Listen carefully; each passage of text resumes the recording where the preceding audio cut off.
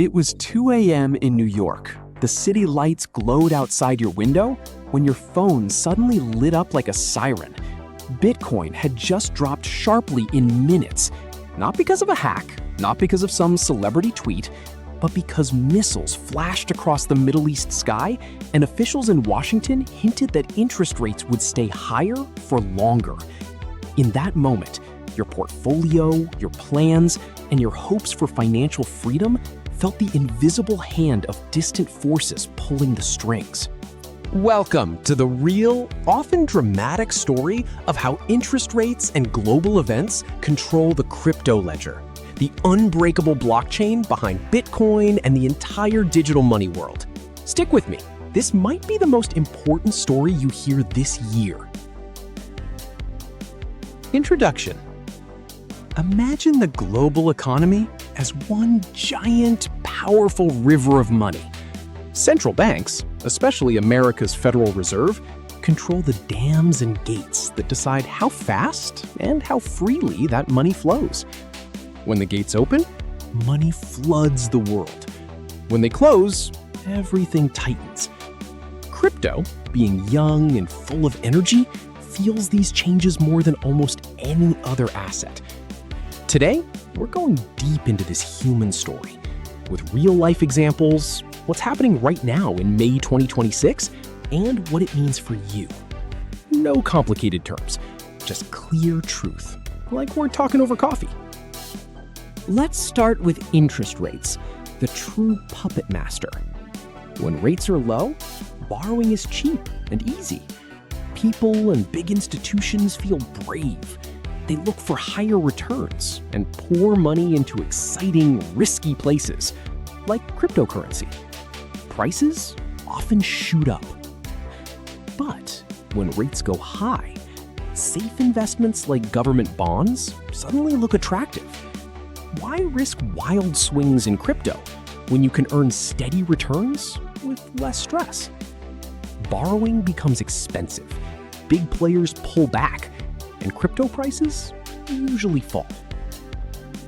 Real-life case study, 2022. Inflation was burning hot after the pandemic. The Fed raised rates aggressively from nearly 0 to over 5%. Crypto got crushed. Bitcoin fell from almost $69,000 all the way down near $15,000 to $20,000. Leverage unwound violently. Companies like Celsius and FTX collapsed. It was a brutal crypto winter. Then, as the Fed started cutting rates in 2024 and 2025, bringing them to today's level of 3.5 to 3.75%, money began flowing again. Spot Bitcoin ETFs brought billions from Wall Street. The market recovered strongly.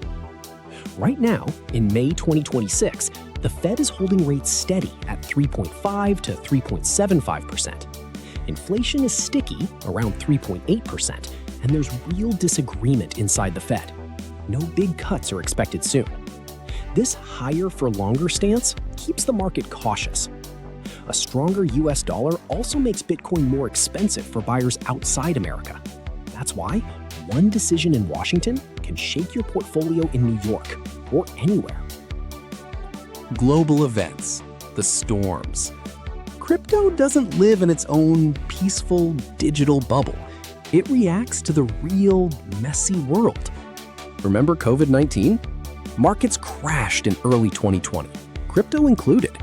But then, governments printed trillions and dropped rates to 0. That flood of money created one of the biggest bull runs in history.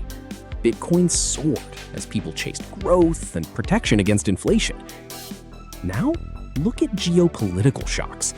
When tensions flare in the Middle East or Eastern Europe, investors often rush to safety first. Crypto usually drops, together with stocks in the initial panic. But sometimes it bounces back as people see it as a decentralized alternative when trust in traditional systems shakes. We've seen this pattern again and again in 2022, 2024, and now in 2026. One headline can cause 5 to 15% swings overnight, made worse by 24/7 trading and heavy leverage. inside the blockchain ledger itself, these events change real activity. During fear and high rates, DeFi activity slows. People move to safer Bitcoin, and trading volumes drop. But when things calm down, the ledger lights up.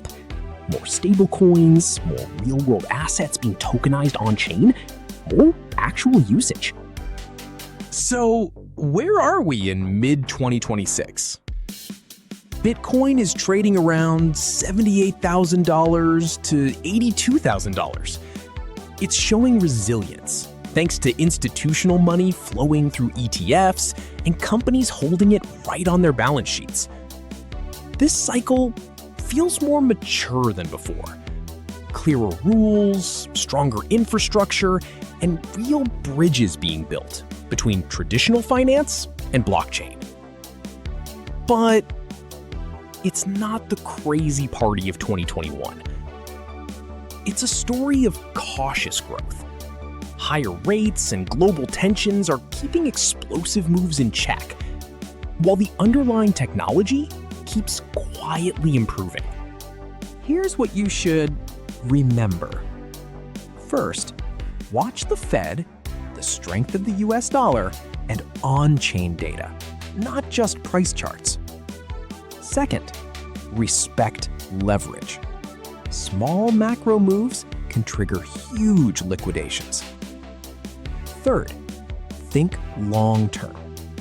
Crypto is volatile, but its decentralized ledger offers real innovation that old systems simply can't match. And finally, diversify wisely and never invest more than you can afford to lose. If you found this story valuable, hit that like button, subscribe, and turn on notifications. Drop a comment below